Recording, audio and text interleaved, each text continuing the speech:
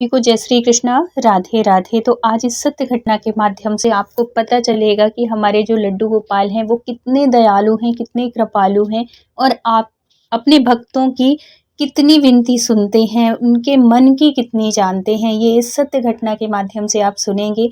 और कहानी अच्छी लगे, वीडियो अच्छी लगे तो प्लीज़ लाइक कर दिया करिए। चैनल में न्यू हैं तो प्लीज़ सब्सक्राइब करिए।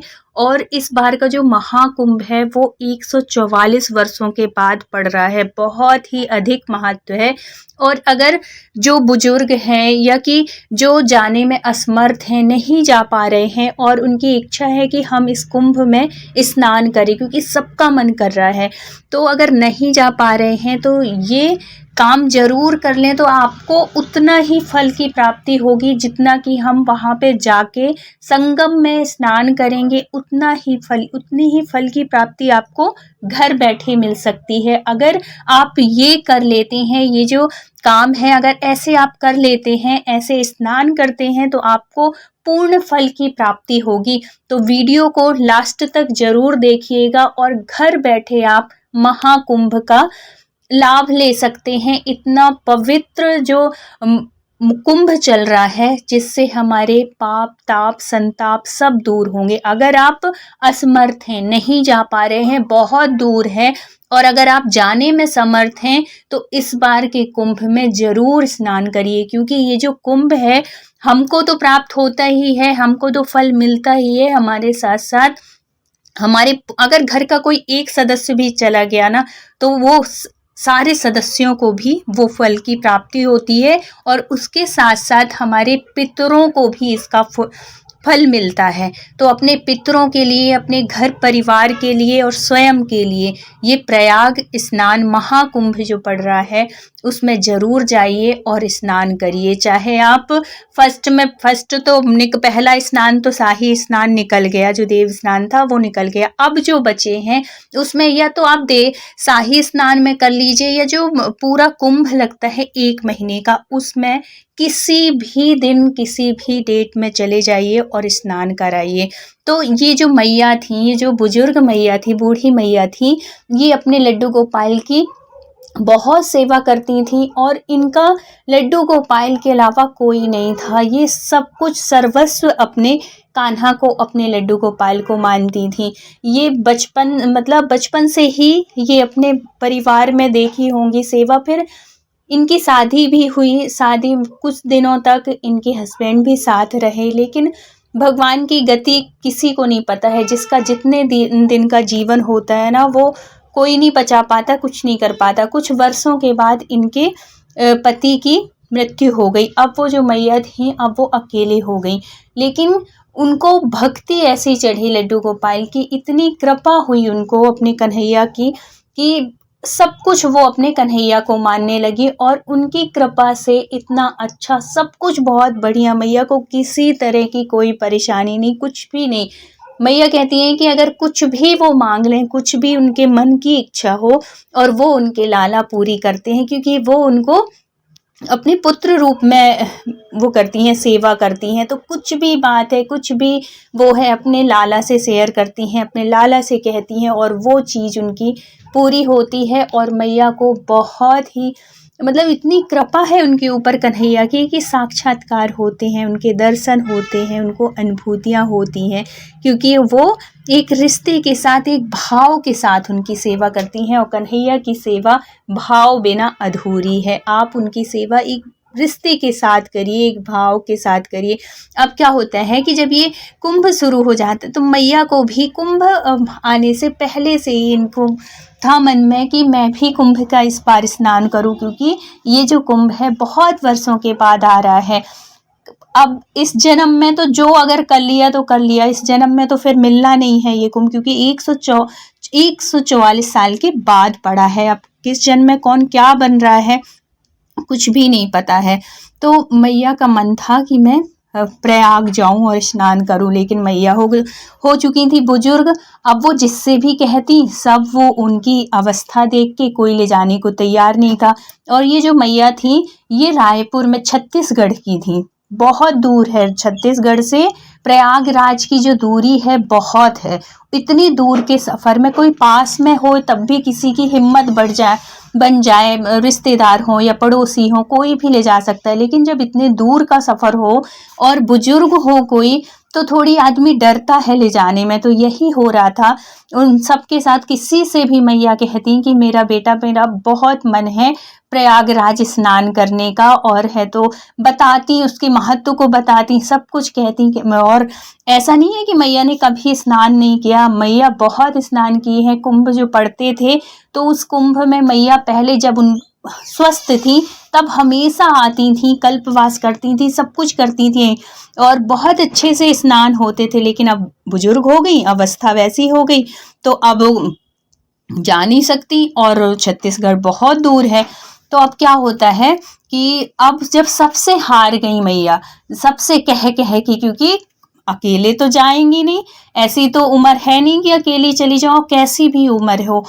जब आप प्रयागराज जाते हो, जब आप कुंभ के स्नान में जाते हो, तो साथ में होना बहुत ज़रूरी है किसी न किसी का, क्योंकि इतनी भयानक भीड़ होती है, कई करोड़ लोग हर वर्ष, और फिर इस वर्ष तो बहुत ज़्यादा है क्योंकि बहुत वर्षों के बाद हो रहा है। इस वजह से भी देश विदेश से लोग आते हैं।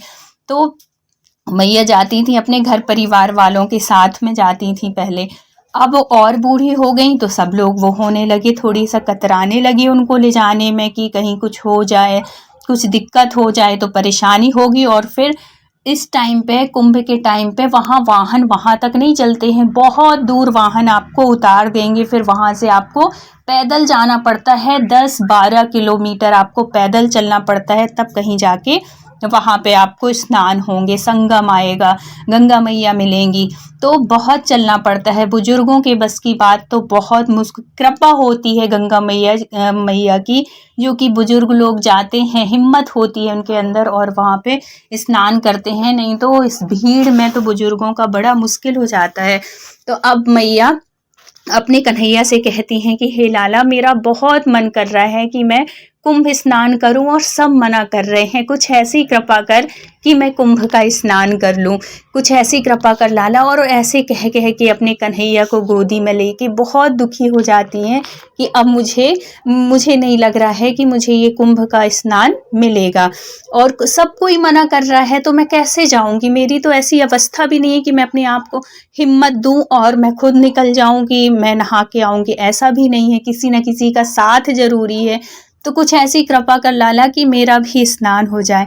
जब हम भगवान से इतने आर्द्र भाव से प्रार्थना करते हैं और कोई विनती करते हैं ना, तो कन्हैया हमारे बहुत दयालु हैं, इतनी कृपा करते हैं। आप कभी ऐसा अपने कन्हैया के सामने कभी बैठ के, कभी आपके मन में कुछ भी भाव आए और उनसे ऐसे कहो, तो भगवान आपकी ऐसे तुरंत सुनते हैं। ये समझिए कि आपने कहा नहीं, और कभी कभी तो ऐसा होता है कि आप ना भी कहो उनसे, आपके मन में अगर कोई बात आ रही है, कोई भाव आ रहे हैं और वो पूरी हो जाती है। तो हमारे कन्हैया इतने कृपालु हैं, बहुत ही दया करते हैं अपने भक्तों के ऊपर।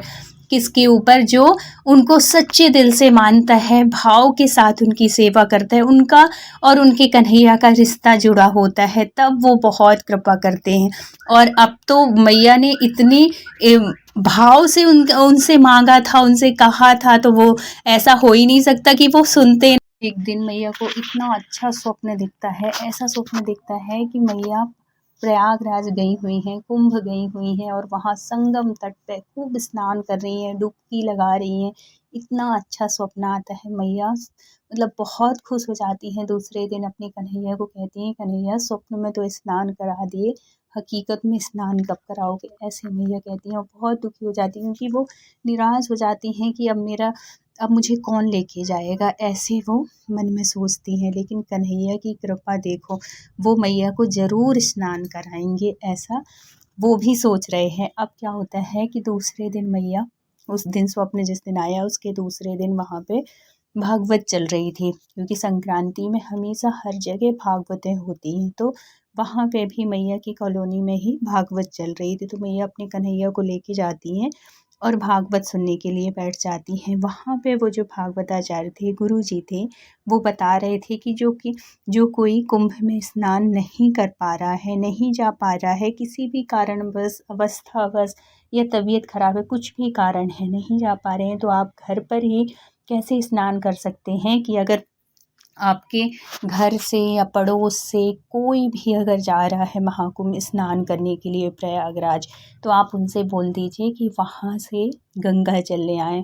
प्रयाग का जो कुंभ चल रहा है वहाँ से जल ले आएंगे, और जब वो जल आपको देंगे तो उसी जल का आप थोड़ी सा भी छींटा भी अगर आपने अपने उसमें स्नान वाली उसमें जल में मिला लिया, तो आपको भी उतना ही पुण्य की प्राप्ति होगी जितना कि वहाँ पे गंगा स्नान में होगी। आपको महाकुंभ में जाके स्नान में होगी, उतनी ही पुण्य की प्राप्ति आपको घर बैठे होगी। कब? जब आपको वो जल मिलेगा। इस साल की कुंभ का जो जल है वो बहुत ही पवित्र है। तो अगर आपके भी आस पड़ोस घर परिवार का कोई जा रहा है और आप स्नान करने नहीं जा पा रहे हैं, तो आप उनसे जल मंगा लीजिए और अपने घर बैठे आप महाकुंभ पर्व का स्नान का फल लीजिए। उतना ही फल मिलेगा। तो जब ये मैया सुनती हैं तो बहुत खुश हो जाती हैं, और किस्मतवश, भाग्यवश कहो या कन्हैया की कृपा से ही कहो कि उनके ही परिवार से एक जा रहे थे,